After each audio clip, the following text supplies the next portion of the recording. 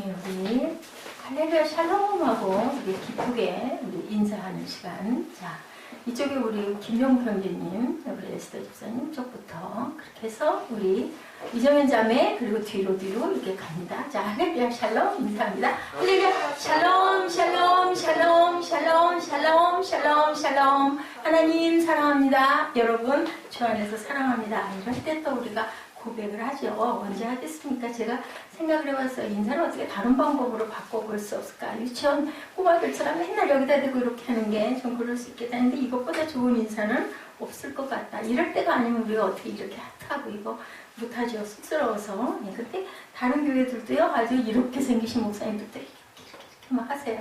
7번씩.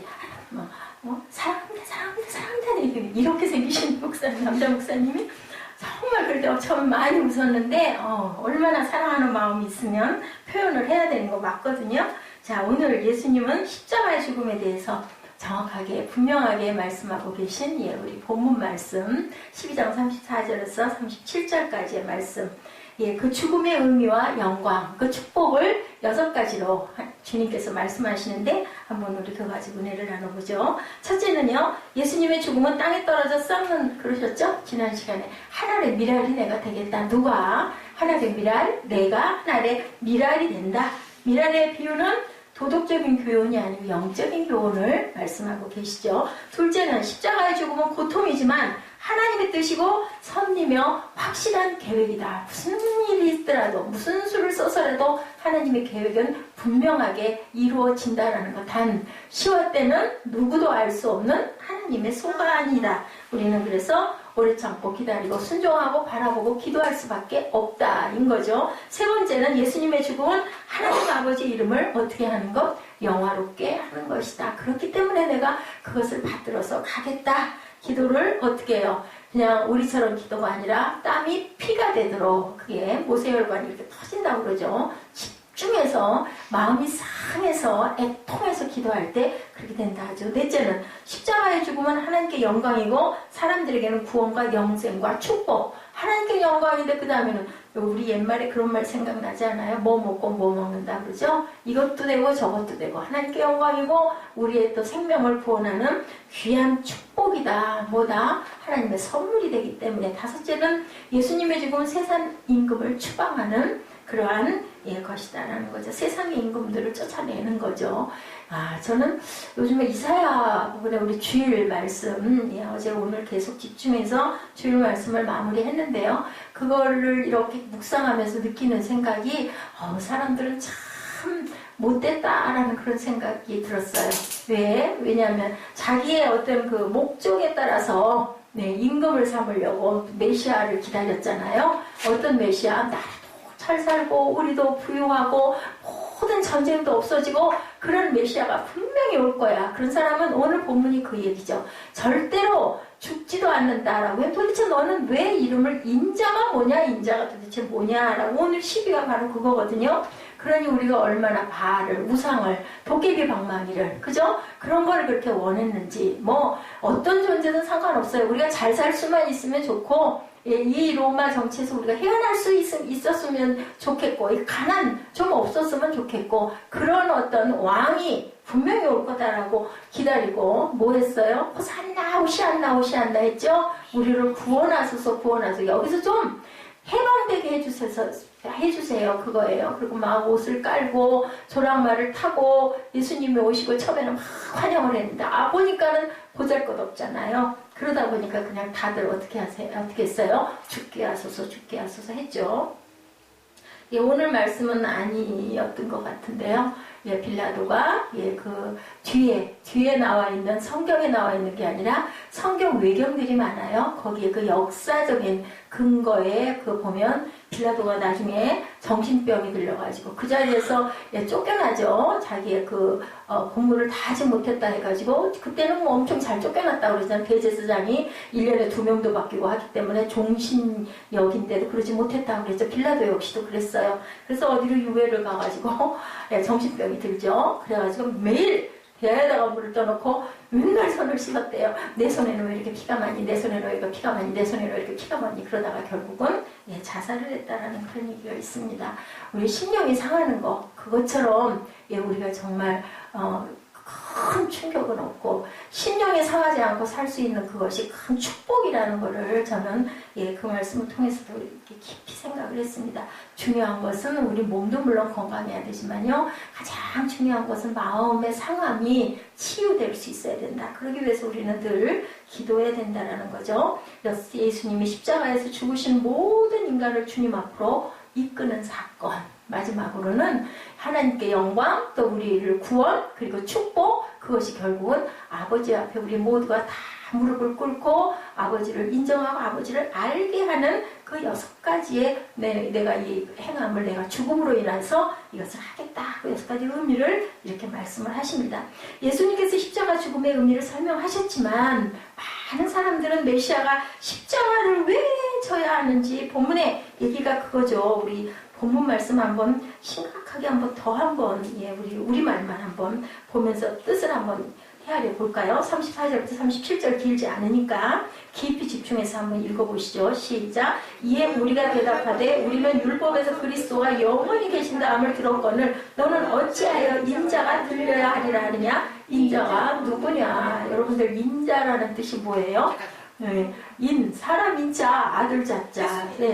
아니요. 그냥 말 뜻으로 때려보면 사람의 아들이에요. 응? 근데 도대체 왜 이렇게 인자하냐? 인자가 도대체 뭐냐라고 얘기하죠. 그리고 우리 율법에서는 그리스도가 오시면, 메시아가 오시면 영원히 우리와 함께 한다고 했거늘 어째서 너는 십자가에 들려야 한다라고 얘기를 하는 게 이해 안 간다. 그 얘기인 거죠. 35절에 예수께서 이르시되 아직 잠시 동안 빛이 너희 중에 있으니 빛이 있을 동안에 다녀 어둠에 붙잡히지 않게 하라. 어둠에 다니는 자는 그 가는 곳을 알지 못하느니라. 빛이 아직 잠시 있다. 누구를 의미해요? 인자. 예수님 자신을 예수님이 말씀하는 거예요. 내가 빛인데 내가 너희 중에 아직 있을 거니 어둠에 붙잡히지 말아라. 사단에게 먹히지 말아라. 온전하게 제대로 봐라. 얘기죠. 36절 너에게 아직 빛이 있을 동안에 빛을 믿어라. 그리하면 빛의 아들이 되리라. 예수께서 이 말씀을 하시고 그들을 떠나가서 숨으시니라. 나를 믿어라. 그래야만 네가 내 아들이 될까? 너 구원받을 수 있어. 그 뜻을 상징하고 있죠. 37절에 이렇게 많은 표적을 그들 앞에서 행하셨으나 그를 믿지 아니하였다. 결론은 그래서 43절에 마지막 결론에 뭐라고 말씀하시는지 43절 한번 읽어볼까요? 시작. 그들은 사람의 영광을 하나님의 영광보다 더 사랑하였더라. 지금 당장에 초라해 보이고 별 볼 일도 없어 보이는데 무슨 하나님의 아들이래. 말도 안 돼. 이 얘기인 거죠. 우리 눈이 참 필요한데 우리 눈이 죄를 참 많이 짓는구나. 저는 요즘에 계속 그런 생각이 들어요. 눈에 보기에 그럴듯해 보여야, 그죠? 그럴듯해 보여야 인정이 되고 그 앞에서는 고개를 숙이게 되고 초라하고 볼품없고 힘없고 소리 낼 수 없고 이런 사람은 우리 무시하고 가거든요. 우리 마음 안에 그런 게 있어요. 예수님이 딱 그 모형으로 오신 거죠. 아무도 예수님으로 인정하지를 않죠. 이렇게 예언했음에도 불구하고 인자로 오셨어요. 이런 예언이 이렇게 있었는데도 불구하고 그렇게 딱 그 모습으로 오셨어요. 아주 힘없고 아주 볼품없고 아무런 드러낼 것도 없는 그런 형상. 오죽하면 뭐를 타고 그냥 말도 아니고 말의 새끼를 타고 조랑말을 타고 오신 거죠. 그것은 모든 구약을 응하게 하려 하심이라고 나타나 있죠. 이만큼 하나님 말씀에 순종했어요. 왜냐하면 그 영을 받은 거는 선지자들이 누구 영을 받았어요? 하나님이 말씀하신 걸 그대로 증거하고 전한, 내가 말한 게 아니라 하나님 말씀을 그냥 전한 것 뿐이에요. 근데 예수님도 그거를 인정하고 알기 때문에 그 구약에 있는 그 예언 그대로를 이루려고 주님께서는 시간까지도 돌아가실 때도 흰포도주도 입술에 더는 되지 않은 그 모든 게 구약에 있는 내용을 그대로 이루고 가신 거거든요. 34절에 본문 34절에 이에 무리가 대답하되 우리는 율법에서 그리스도가 영원히 계신다함을 들었거늘 어찌하여 인자가 들려야 하리라 하느냐. 인자는 누구냐? 율법은 사람들에게 메시아는 영원히 존재하는 분이라고 나타나 있는 거죠. 구약에서 메시아라는 단어를 썼는데요. 신약에 들어와서는 헬라어로 크리스토스, 그래서 메시아는 그리스도와 같은 뜻을 가지고 있어요. 크리스토스가 그리스도가 된 거거든요. 예, 사람들은 율법에서 그리스도가 영원히 계신다함을 들었고 너는 어찌하여 인자가 들려야 하리냐? 이 인자가 누구냐? 구약에서 메시아는 고통과 슬픔과 절망과 좌절 등 인간의 모든 문제를 해결하시는 분이고 전쟁과 패배와 포로 생활과 죽음 등을 종식시키는 분이다. 얼마나 대단한 분이에요. 그분만 있으면 모든 게 다 끝땡. 그죠? 아무 걱정 근심할 거 없어. 우리는 딱 그분만 오시면 돼 하고 기다리고 목을 빼고 있었더라는 거죠. 우리 일제 치하 때 우리가 해방과 독립을 기다렸던 것처럼 로마에 점령당한 이스라엘 민족들은 메시아를 기다리면 목말라였고 메시아는 그들의 희망의 전부였는데 원 세상에 볼품도 없고 초라하고 목소리 하나 낼 줄 모르고 십자가에 그냥 아무 저항도 없이 어떤 기적도 안 일으키고 그냥 달려서 돌아가는 저런 사람이 무슨 하나님의 아들이야. 우리 같아도 안 그렇겠어요. 그랬을 것 같아요.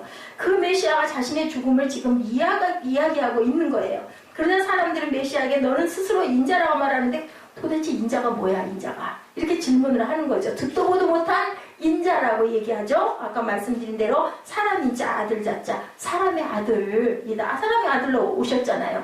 예수님은 인자라는 단어를 굉장히 많이 쓰셨어요. 구약 그 사복음서에서는요.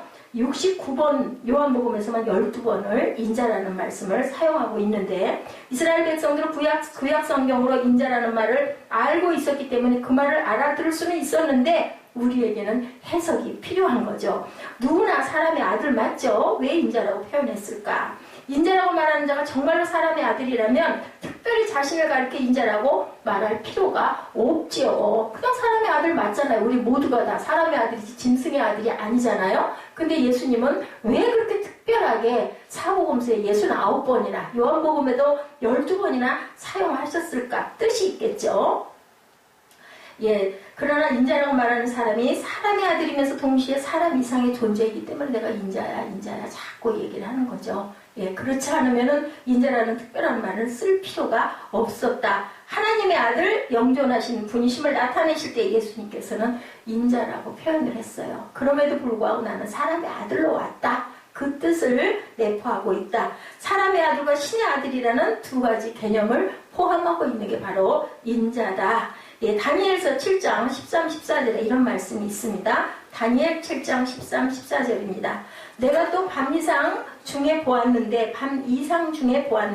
인자 같은 이가 하는 구름을 타고 와서 옛적부터 항상 계신 자에게 나와 그 앞에 인도되매 그에게 권세와 영광과 나라를 주고 모든 백성과 나라들과 각 방언하는 자를 그로 섬기게 하였으니 그 권세는 영원한 권세라 옮기지 아니할 것이요 그 나라는 패하지 아니할 것이다.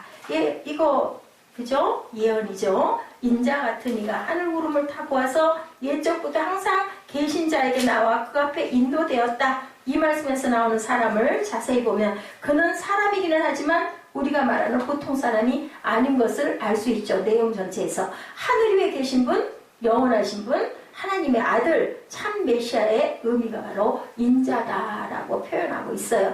하나님의 아들이고 메시아이고 우리와 같은 사람의 아들이어야 한다는 말이 바로 인자예요. 그렇기 때문에 땅에 오셔서 공생애를 거쳐서 그리고 십자가에 사람과 똑같은 생활을 하시다가 못을 박혀 돌아가셨기 때문에 그분이 우리의 고통과 우리의 아픔도 알 수 있고 그리고 실제로 돌아가셨다 부활하셨기 때문에 우리의 생명이 다시 살아난 것이죠. 예수 그리스도 누구세요? 세상의 빛. 우리 본문에 나와 있죠. 사람들에게서 인자에 대해서 질문을 받고 인자의 특성을 상징적인 단어로 간결하게 말씀하죠. 뭐라고 말씀하세요? 나는 빛이다. 내가 빛이 잠시 동안 있을 거야 라고 말씀하시죠. 우리 35절 말씀 다시 한번 봅니다. 35절 예수께서 이르시되 아직 잠시 동안 빛이 너희 중에 있으니 빛이 있을 동안에 다녀 어둠에 붙잡히지 않게 하라. 어둠에 다니는 자는 그 가는 곳을 알지 못하니라. 우리 깜깜한데 어디 갈 때 길 잃어버리기 쉽잖아요. 36절에 너에게 아직 빛이 있을 동안에 빛을 믿으라. 그러면 빛의 아들이 될 것이다. 아주 깊은 말씀을 하고 있습니다. 요한복음 13장에서 17장 말씀은 예수님께서 제자들에게 사적으로 설교하신 것이고요. 인자의 특성에 대한 말씀은 이 말씀이 바로 마지막 말씀이 되셨다라고 3년 동안 자신에 대해서 하신 말씀의 결론 부분에 해당합니다. 오늘 본문 35, 6절 예수님의 공생의 마감을 의미하는 아주 짧은 말씀. 내가 바로 빛이야. 내가 잠시 있을 거야. 그리고 너희들이 빛을 믿어라. 그러면 너희는 빛의 아들이 될 거고 어둠에 다녀서 길을 잃어버리지 말라. 이렇게 말씀하신 게 마지막. 그리고 이제 그 다음 장들은 개인적인 얘기를 하신 것이지 그 공적인 얘기를 하신 게 아니다라고 설명이 되어 있어요. 예수께서 가라사대 아직 잠시 동안 빛이 너희 중에 있으니 빛이 있을 동안에 다녀 어두움에 붙잡히지 말아라. 어둠에 다니는 자는 가는 바를 알지 못하니라. 너에게 아직 빛이 있을 동안에 빛을 믿으라. 그리하면 빛의 아들이 되리라. 요한복음 8장 12절에 예수님은 자신을 뭐라고 말씀하셔서 세상의 빛이다 라고 말씀하시죠. 근데 그 빛의 상징이 아니라 바로 뭐라고 그러셨어요? 빛 자신이다. 예수님 자체가 빛이지 그 빛을 바라는 어떤 존재가 아니다라고 말씀하고 있죠. 세상의 빛이고 이 빛은 단순히 어둠을 밝히는 것을 뜻하는 것이 아니라 뭐라고요? 땅에 떨어져서 씨앗이 되는 그 빛이다. 그렇게 해서 그 씨앗이 많은 열매를 맺기 위해 나는 그렇게 하기 위해서 내가 왔다. 예수님은 본인이 어떻게 왜 왔는지 여러분들 혹시 내가 세상에 왜 태어났을까 그 생각 해보지 않으셨어요? 예, 그게요. 어떤 사람은 30대에, 어떤 사람은 20살에, 어떤 그 목사님 같은 경우에는 말씀하시죠? 예, 그 교수님 본인 초등학교 때부터 나는 뭐가 될 거야. 그 목표를 세워놓고 열심히 달려갔더니 내가 정말 지금은 내가 이렇게 됐다. 정말 귀해요. 어떤 사람은 이렇게 늦게, 그죠? 저 같은 경우에는 하나님께서 주신 귀한 달란트들이 굉장히 많았는데 그거를 내 영광을 위해서 막 그냥 뿌리고 돌아다닌 거죠. 잘났다고. 그러다가 보니 나이가 많이 들면서 너무 상상도 생각도 여러분들 뭐가 중요한지 아세요? 누군가가 내 길잡이를 해주는 거 참 중요해요. 그걸 정말 귀하게 생각을 해야 되는데 우리는 가까이 있는 사람을 귀하게 볼 줄 모르는 단점. 그리고 예수님 똑같죠. 예수 그리스도가 하나님의 아들이셨지만 가족도 인정 안 했잖아요. 형제들도 아무도 무슨 저 형이 하나님 아들이야. 그죠? 그렇게 생각을 할 수 있다는 거죠. 저는 그 주변에 언니도 오빠도 또 집안에 무슨 그 영향을 끼칠 만한 그런 분이 한 분도 안 계셨어요. 그랬는데 그 어린 날 그 교회 갔었던 그 기억. 그래서 그것이 가슴에 젖어 있으니까 주님이 나를 찾으신 거죠. 여러분들 다 그거 믿으셔야 돼요. 하나님이 여러분들을 찾으신 거예요. 물론 이제 그러면서 주변에 어떤 그 연결고리가 분명하게 있죠. 근데 연결고리가 있어서 그걸 깨닫고 알고 따라가면 내 길이 순탄하고 좀 빠르게 가고 그렇지가 않으면 오랫동안 돌죠. 근데 하나님은 목적이 분명히 있으세요. 태어날 때부터 저 녀석은 뭐야 하는 걸 알고 있으시기 때문에 본인이 깨달아서 보고 느끼고 그렇게 되면 그 길로 쉽게 잘 갈 수도 있는데 그런데 그렇지 못할 때는 환난을 통과하죠. 그 길을 돌아서 가게 된다는 것.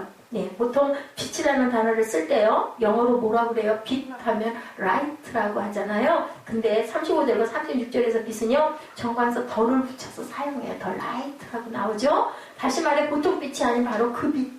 더 라이트, 그 빛이라는 거죠. 그 빛은 바로 예수님을 뜻하는 거예요. 35절과 6절에 빛이라는 말이 5번 나오는데요. 4번은 정관사가 붙고 나머지 빛에는 정관사가 없어요. 매우 중요한 의미를 갖고 있는데 정관사가 있는 빛은 예수 그리스도를 말하는 빛이고 정관사가 없는 빛은 흔히 사람들을 말하는 그냥 어둠을 밝히는 빛입니다.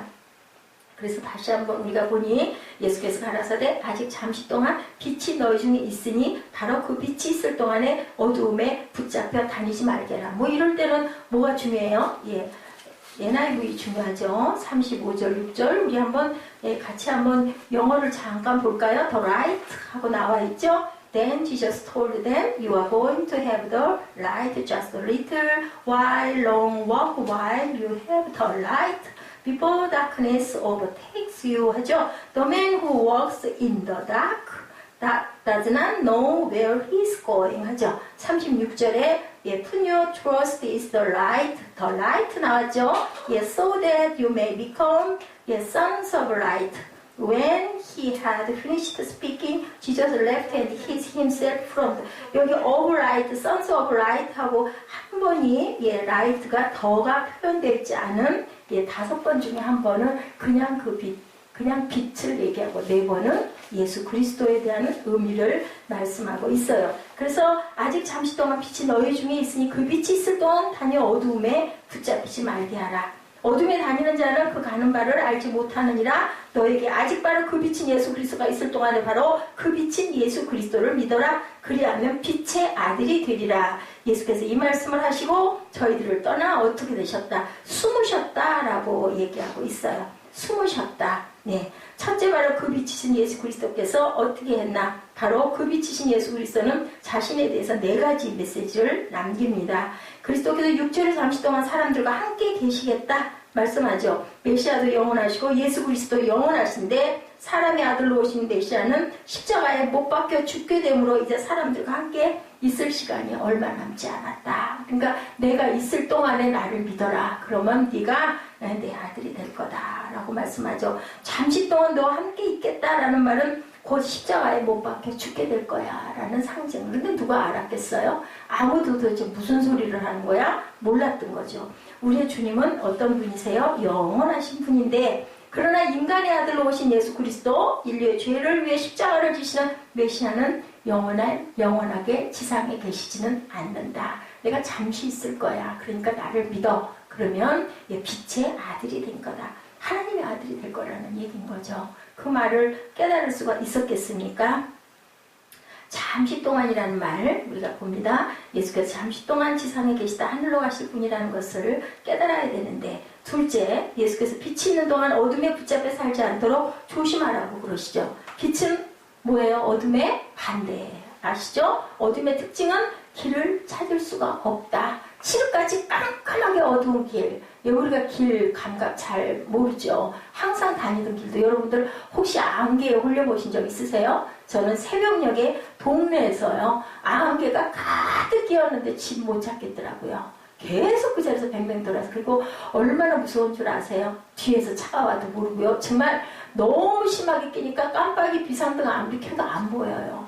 너무너무 무섭죠. 이런 것처럼 거기에 그 빛이 주님의 빛이 밝혀지면 우리 갈 길을 알려주죠. 내 집이 바로 나중에 보니까요. 바로 코앞에 있더라고요. 그 아파트였는데도 거기를 못 찾아가지고 뺑뺑뺑뺑 돌았던 그 기억을 제가 그 시음이 아주 그 물안개가 엄청나게 껴요. 김포도 안개가 좀 여기 사거리쯤 오면 안개가 그렇게 많이 끼더라고요. 이런 것처럼 우리가 빛이 있을 때 길은 찾을 수가 있다. 그래서 나는 길이요, 진리요, 생명이라고 예수님이 말씀하시잖아요. 길이기도 하고 빛이기도 하고 생명이기도 해라. 그러니 너는 나를 믿으면 너는 빛의 아들이 될 거야. 이것을 우리가 얼른 깨달으면 얼마나 좋을까마는 깨달을 수 있는 사람은 누가 깨닫게 하신다고요? 아버지가 아니고는 깨닫게 하는 이가 없다. 참 안타깝죠. 뻔히 아는데도 왜 내 마음에 감동으로 느껴지지가 않으면 그렇기는 하다는데 나는 잘 모르겠어. 왜냐면 내 마음에 울림이 없으니까. 참 그럴 때 우리 어떻게 해야 될까요? 안타까워하고 간구하고 찾고 찾으면 나를 만나리라고 하셨어요. 여러분들 포기하지 마시고 찾으시기 바래요. 그런 게 정말 있을까? 있죠. 있으니까 예수 그리스도가 계시고 기독교가 이렇게 존재를 하고 있지 않습니까? 그런 관점들이 얼마나 많습니까? 그거는 그냥 뭔가 좀 착각해서 일어날 수 있는 일은 절대 아니라는 것. 우리보다 훨씬 세상적으로도 드러나고 영향력 있고 훌륭한 분들도 그걸 인정을 하고 무릎을 꿇거든요. 그렇다면 우리는 믿어야 되겠죠. 잘 모를 때라도. 빛은 어둠의 반대, 어둠에 깔린 세상에서는 길을 찾을 수가 없다. 그러면 불안하고 우울해지고 나중에 어떻게 돼? 병들어 죽게 되죠. 길을 못 찾으면 두려움에 쌓이게 되죠. 무지무지하게 무섭죠. 등에서 그 추운 겨울에 진땀이 줄줄줄줄 흘러요. 저는 그랬어요. 혼자 차 타고서 그 길을 찾느라고 얼마나 고생을 했는지 정말 한 2시간을 새벽에 헤맸던 것 같아요. 그전에 제가 여러분들 안 믿으시겠지만 전국을 두루 다녔거든요. 차를 가지고 혼자서 길잡이. 그때는 레비가 그렇게 있을 때가 아니에요. 중간중간에 친구들이 있어가지고 길 알려주고 그거 따라서 이렇게 쭉 메모해가지고 써가지고 찾아가고 해가지고 전국을 우리나라 북한 말고 남한 쪽에 중요한 그 곳들은 다 제가 돌았어요. 며칠 동안을.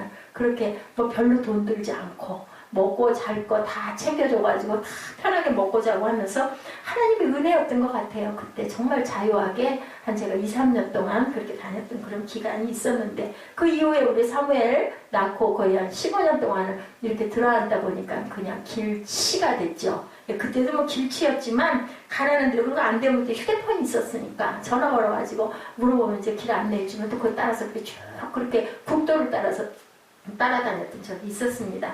이런 것 같이 어둠이 깔린 세상에서 우리가 길을 찾을 수가 없다. 불안하고 우울해지고 병들어서 죽게 되고 어떻게 돼요? 희망을 잃어버리면 사람이 아니고 그냥 먹고 일어나고 자고 짐승 같아지죠. 그러다 보면 생의 의욕이 없으니까 생명도 빨리 돌아가게 되죠. 죽음을 맞게 되죠. 희망을 가질 때 병과 암도 이기고 그죠? 여러분들 너무 잘 아시죠? 위기도 우리가 극복할 수가 있는데 희망이 없으면요 살 소망이 끊어진다고 그러죠. 그러면 그냥 그 생명이 그냥 살 소망 끈을 놔버리면 죽을 수밖에 없어요. 아무런 의욕이 없어지거든요. 이 희망을 가질 때 우리가 살아갈 수 있다. 그러나 희망을 잃으면 모든 건 꺾이는데 캄캄한 밤길 걸어갈 때 칠흑 같은 어두움 여기저기 다녀볼 때 어때요? 낭떠러지 끝에도 모르고 그냥 턱 디디면 떨어져 죽잖아요. 저는 제 그 살아온 그 동안이 하나님께서 나를 보호하지 않았으면 나는 이렇게 서 있을 수가 정말 없었을 거야. 지금 생각하면 너무 무서울 뻔한 그런 아주 여러 가지 순간들이 얼마나 많았는데도 하나님께서 지키신 거예요. 그렇게 나쁜 사람, 그 별별 무서운 그것들이 다 많은데 얼마나 그 봉변들이 많아요. 그런데 그 여성 혼자서 차를 혼자 몰고 다니면서 광나루에서 잠을 거의 한 달이면 20일 이상씩 잤다 그러면 누가 그걸 믿겠어요? 그때는 바로 물 앞에까지 차가 갔는데 물결이 어떻게 심하게 한 번만 파도만 쳐도 아마 차는 그냥 떠내려 갔을 거예요. 그렇게 달빛을 좋아하고 자연을 좋아하고 혼자서 그렇게 거기 편하게 누워가지고 이렇게 자고 그래서 집에 들어가고 썩 좋은 건 아니었지만 하여튼 남들이 해보지 못한 그 많은 것들을 할 때 그런데도 그 위협, 그 무서움에서 내가 놓일 수 있었던 거 하나님께서 지키시지 않았으면 저는 없었어요. 정말 그래. 지금 생각해보면 어찌 그렇게 바보같이 무모하게 무섭게 지금 보니 세상이 참 무서운 것도 참 많은데 그때는 모르고 그렇게 다녔어요. 그러게요. 캄캄한 밤길 무섭죠. 그 경험, 몸소리가 쳐지죠. 두려웠던 그때를 우리가 잊지를 못하죠. 제가 지금 말씀드린 것처럼 다시 생각해보면 정말 아슬아슬 무서웠던 그런 순간들이 많았는데 예수께서는 너는 어둠에 있고 그 어둠에 익숙하게 살아왔다. 하지만 이제 빛이 있으니까 빛을 바라보라고 오늘 말씀을 하세요. 하늘에 태양이 떠있죠. 바깥으로 나와서 햇빛을 경험하는 사람이 있는가 하면 햇빛이 싫어서 지하로 들어가서 숨는 사람도 있어요. 신세대의 특징, 낮을 싫어하고 밤을 좋아하고 햇빛보다 달빛을 좋아한다고 하네요. 근데 그거는 꼭 그렇게 해석할 일은 아닐 것 같다는 생각이 듭니다.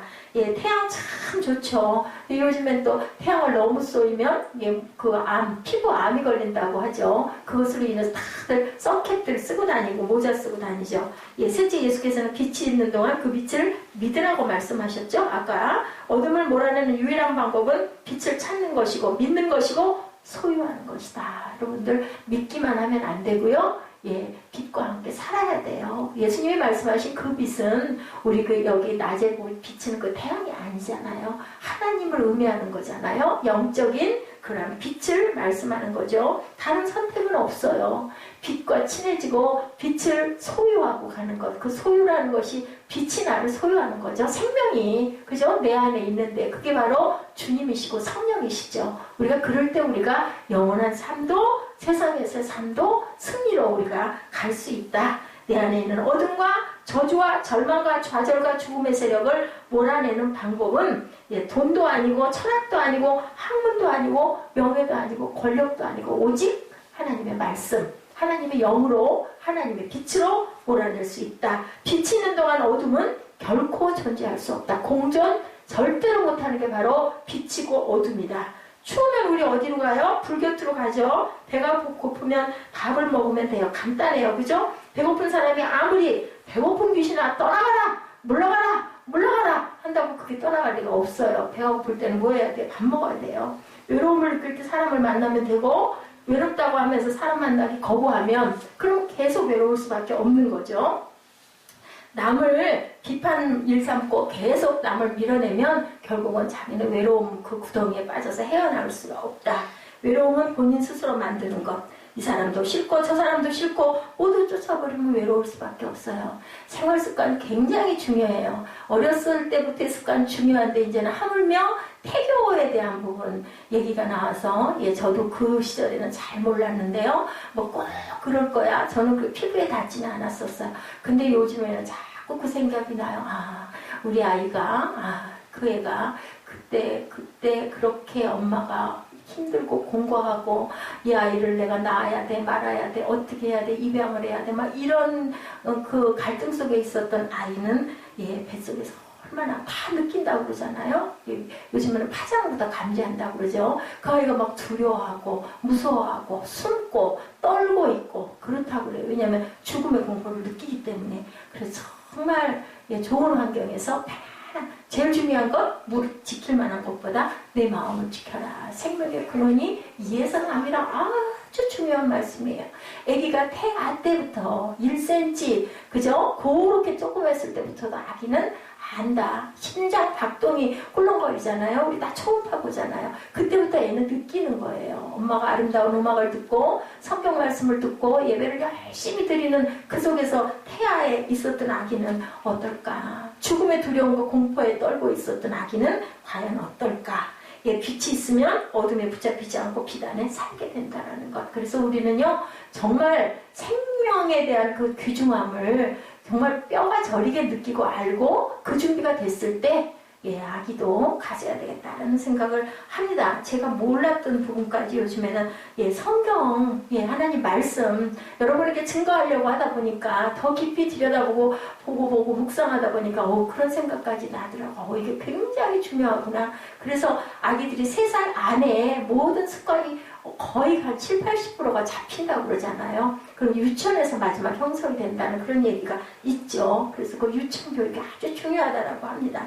불신앙을 버리고 빛의 자녀로 이 세상을 밝게 만드는 저와 여러분 되시기를 주님의 이름으로 축복합니다. 아멘. 넷째, 빛이 있는 동안 그 빛을 믿으면 어둠에 사로잡히지 않고 아까 말씀에 빛 안에 들어와 살면 빛의 아들이 된다. 당연하죠. 그 안에 들어와서 하니까 그 집 식구가 되는 거 아니겠어요? 그 아버지의 아들이 되는 거 아니겠어요? 세상에 두 종류의 사람, 빛의 자녀와 딱 두 가지예요. 어둠의 자녀. 둘밖에 없어요. 중간은 없어요. 그죠? 중간이 있었으면 좋겠는데 없습니다. 어둠의 자녀는 누구예요? 카인의 후예. 여러분들 아시죠? 카인 첫 번째 살인자. 누구를? 동생을 뭘로? 돌로 쳐 죽였잖아요. 그래서 손에 피가 가득하구나. 그 땅에 피가 흐르는구나. 왜? 뭐 때문에? 욕심 때문에. 왜 네 재단만 하나님이 받으셔? 그러면 재단 잘 받는 아벨을 죽이면 자기 재단은 잘 받을까요? 아니거든요. 근데 그게 바로 우리의 원죄라는 거죠. 착하게 살고 싶어도 마음먹은 대로 되지 않죠? 마음속에서 뭐가 부정과 비판과 음란과 그 거짓과 그 욕심과 그런 것들이 자꾸 일어나기 때문에 여러분들 천국과 지옥이 바로 그거예요. 저는 그것을 깨달은 지가 꽤 됐어요. 내가 아무리 예수를 잘 믿어도 지금 이 자리에서 이런 말씀 여러분들에게 드리는 게 어떨지 모르겠지만 아무리 11조 잘하고 모든 예배 다 참석하고 했다 하더라도 내 마음에 이런 그 부정적이고 더럽고 추하고 음란해 누구를 미워하고 비방하고 욕하고 막 죽이고 싶고 이런 마음이 있는 채로 만약에 우리가 죽음을 맞이하면 못 가죠. 그죠? 우리 영혼의 길이 그 길로 가지지가 않아요. 달려갈 수가 없어요. 우리가 그 영혼이 가야 되는데 그 색깔대로 간다는 거죠. 그래서 중요한 건 예수님이 형제를 사랑해라, 원수를 용서해라, 예, 기뻐해라, 쉬지 말고 기도해라, 범사에 감사해라. 그것은 예, 그 상대방은 상관할 필요 없는 거예요. 왜? 내가 구원받아야 되니까. 내가 천국을 소유해야 되니까. 땅에서도 지킬 만한 것보다 마음을 지켜서 땅에서도 물론 승리해야 되고, 그 다음에는 우리가 돌아갈 때 내 고향 찾아가게 돼요. 그 큰 속에서 있으면서 회칠한 무덤이라고 그러죠. 아무리 그런 척하고 예배드리는 척하고 아주 뭐 사람 좋은 척하고 아무리 했어도 그 속이 바뀌지 않으면 못 가죠. 못 달려가죠. 거기 가서 할 수가 없죠. 그쪽 세계에 들어가서 우리가 섞일 수가 절대가 없다. 저는 그런 마음이 어느 순간인가 예, 제 마음에 이렇게 들어오더라고요. 예, 어떤 분이 유명한 연예인이셨다고 그래요. 연예인 교회에 계시던 어떤 지금 목사님이 되신 전도사님의 간증이에요. 예, 그 전도사님 시절에 그 연예인 교회에서 그 전도사님 사역을 하시다 보니까 유명하고 훌륭한 탤런트들, 영화배우들 엄청 많이 오셨대요. 그리고 전도를 했던 분이었는데 그분이요, 그렇게 욕을 많이 한대요. 사람 얼굴만 보면 욕으로 시작해서 욕으로 끝난대요. 그래서 한번 고면을 했답니다. 이 전도사님이 아유, 제발 좀 욕을 좀 안 하시면 어때요? 그렇게 얘기를 했더니 이분이 하는 말이 이렇게 말하더래요. 전사님, 제가요 욕을 하지 않으면 입이 근질근질해요. 말끝마다 욕을 넣어야 말을 하는 것 같고 재미가 있고 기뻐요 라고 얘기를 하더라고 합니다. 그래서 욕이 사라져야 된다. 그 욕, 제가 아까도 우리 사무엘 때문에 뭐라고 한마디 하다가 아유 안 되지 이렇게 말하면, 그죠? 항상 무슨 말, 긍정적인 말, 좋은 말, 살리는 말, 욕을 넣어서 말을 해서 버릇이 들다 보면 꼭 욕을 해야, 그게 욕이 아니에요. 그 사람은 그냥 입버릇이 돼버리는 거지. 근데 그러면 안 된다는 거죠. 분노하고 화내는 것 예, 사라져야 돼요. 우리 마음에서, 우리 마음 안에서 그 성품이 바뀌어야 되는데 참 어렵죠. 빛의 자녀가 되면 입에서 자꾸만 뭐가 나올까요? 기쁘잖아요. 빛의 자녀, 생각만 해도, 듣기만 해도, 색깔만 봐도, 그죠? 기쁘니까 찬양이 절로 흘러나오죠. 누군가가 그러더라고요. 예, 우리 에스더 집사님. 예, 찬양할 때 보니까 얼굴에서 빛이 난다고. 맞아요. 정말 이뻐요. 찬양할 때 보면. 물론 타고난, 가지고 있는 그 까칠한 그런 게 좀 있어서 빽빽거리고 그런 건 있는데, 찬양할 때는 하나도 그런 게 보이질 않아요. 그 왜 그럴까요? 하나님의 영이 임해서 그래요. 그 얘기를 제가 한 사람에게만 들은 게 아니에요. 여러 사람에게 들었어요. 그래서 내가 하나님이 주신 귀한 그 달란트구나, 특징이구나. 하나님의 은혜가 뭐 다른 것보다도 제가 말씀을 잘 전해서 거기에 은혜를 받는 것보다는 그게 그 영을 살리는구나 라는 그런 생각을 했습니다. 그게 바로 그 사람에게 하나님이 주신 은사예요. 열심히 닦는 게 중요합니다. 속상할 때 찬양 안 나오거든요. 그래도 예, 들어요. 일단 듣고 뭐 리시버에도 꽂고 듣고 막 입에서 막 욕이 나오고 막 누구를 그냥 정말 원망해서 진짜 쳐다보기도 싶고 해도 찬양 듣다 보면 마음이 풀어지죠. 아까 우리 그 이정현 자매한테 가서 사과하듯이 기도하다 보면요. 기도를 하다 보면요. 누가 밉고 누가 원망스럽고 마음에 탁 맺힌 게 있어. 근데 그거 갖고 있으면 기도 못해요. 마음에 거리낌이 오죠. 그래서 그냥 내가 먼저 가서 사과를 일단 하죠. 그러고 그냥 내가 나 편하려고 하는 거예요. 사실은 나 편하려고. 그래서 원수를 용서하라는 말씀을 예수님이 바로 너를 위해서 내가 너를 구원했지 않니? 그런데 뭘 우리를 미워하니? 너는 그보다 더 큰 죄도 내가 용서해 줬는데 바로 예, 탕자 그리고 또 뭐예요? 달란트 그죠? 데나리온 아시죠? 여러분들 그런 것처럼 빛의 자녀는 절대로 방황하지 않는다. 더 이상 어둠을 두려워하지 않는다. 왜냐하면 아니 빛이신 주님이 내 안에 계신데 길을 잃어버릴 이유가 아무것도 없잖아요. 더 밝은 빛으로 비치는데 그까지 안개? 아무 상관없죠. 우리는 그걸 못 걷어내지만 예수께서 이와 같이 설명해 주셨지만 알아듣지 못했다. 그 말씀의 언어와 문구는 알고 있지만 그 뜻은 도대체 무슨 소리를 하는 거야? 우리 뭐 어때요? 서로 사랑하지 않은 사람들 무슨 말을 해도 무슨 말인지 못 알아듣는 거거든요. 근데 사랑하면 어때요? 눈만 쳐다봐도 알잖아요. 아, 저 사람이 뭐가 지금 배가 고프구나 아니면 속상해 있구나 내가 어떻게 해야 될 것인가 아는 것처럼 하나님이 우리에게 바라시는 게 바로 그거라는 것. 나는 너에게 아무것도 바라는 게 없어. 그냥 너 나를 좀 좋아해주면 안 되겠니? 나를 찬양하고 경배하고 기뻐해 줄 수 없니? 왜? 내가 너를 낳았으니까. 이 아름다운 세상 너한테 줬잖니. 근데 세상이 왜 이렇게 살기가 힘들어요? 그거는 인간들이 죄를 짓고 욕심에 죄를 낳고 죄가 뭐를 낳는 사망을 낳았기 때문이야. 하나님의 말씀하시는 거예요. 그러면 우리는 하나님을 원망할 게 아니라 하나님 죄송해요 해야 되거든요. 그 대신 제가 빛을 살리도록 최선을 다해 볼게요. 그게 우리가 해야 될 부분이다. 불신앙이라는 건 이성적이고 지성적인 현상이 아니고요. 영적인 현상이다. 불신앙의 깊은 곳에는 뭐가 있다? 어둠의 영이 있다. 내 안에 주님이 못 들어오시는데 왜 그럴까? 여러분들 한번 깊이 자기 자신을 생각해 보세요. 내 안에 어둠이 있나? 내 안에 부정적인 것들이 있나? 그래서 내 예수님이 내 안에 오시지 못하나 생각해 보시기 바랍니다. 왜냐하면 성령은 인격이시라고 그러죠? 그래서 성령님 환영합니다. 모셔드립니다. 의지합니다. 해야 성령이 우리 안에서 일을 하신다는 것. 예, 논리에 맞지 않고 사리에 맞지 않으면 합리적이 못하다고 믿지 않는 것이 아니고요. 배움에 뭐가 있기 때문에 어둠의 영이 있기 때문이다. 우리도 깨닫지 못하는, 우리도 알지 못하는 그 어둠을 몰아내야 되는데 가장 지름길 찬양이에요. 자꾸 들으세요. 자꾸 따라 하세요. 그러다 보면 마음이 밝아질 거예요. 영은 깊은 곳에 하나님을 거부하는 불신앙의 영. 그리고 내 학식, 내 상식, 그것으로 생각해봤을 때 이게 아닌데 이런 마음들. 그래서 예수는 열심히 믿는다고 교회는 가고 뭐 11조도 하고 봉사도 나름은 안 할 수가 없어서 조금 하고 하면서도 누가 물어보면 난 예수 믿어 소리를 그렇게 끝까지 안 했다 그러죠. 남자분들 중에 그런 분들이 많다 그래요.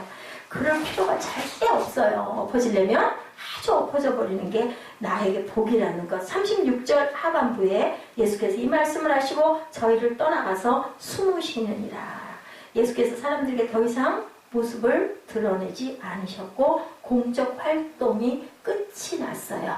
이러고 나서 이제 예수님은 십자가를 지시죠. 그 후 예수께서는 사랑하는 제자들과 함께 어디에 다락방에 모여서 12제자를 불러놓고 말씀하시죠. 우리 마음에 불신앙이 있다면 그 어둠이 영이 깨지는 복이 있기를 여러분들 축복합니다. 이제 발도 씻어주시고 성찬도 떼시고 그죠? 그리고 말씀하시고 그리고 또 기도도 더욱더 기도도 가르쳐주시고 그렇게 개인적으로 제자들에게 권면하시고 하실 걸 다 하신 다음에 십자가를 지셨다. 오늘 이 말씀이 우리 요한복음의 아주 가장 하이라이트 부분이라는 것. 빛의 아들 누가? 예수 그리스도가. 우리는 어떻게 살아야 된다? 우리 모두 하나님 앞에서 겸손하고 온유해지고 빛이신 하나님을 모시는 하나님의 아들을 모셔서 네가 나를 믿으면 너는 빛의 아들이 될 거야 라고 말씀하시잖아요. 그런 마음으로 그럼 나는 왜 그렇게 실감 있게 믿지 못할까? 내 안에 어둠의 영, 불신의 영,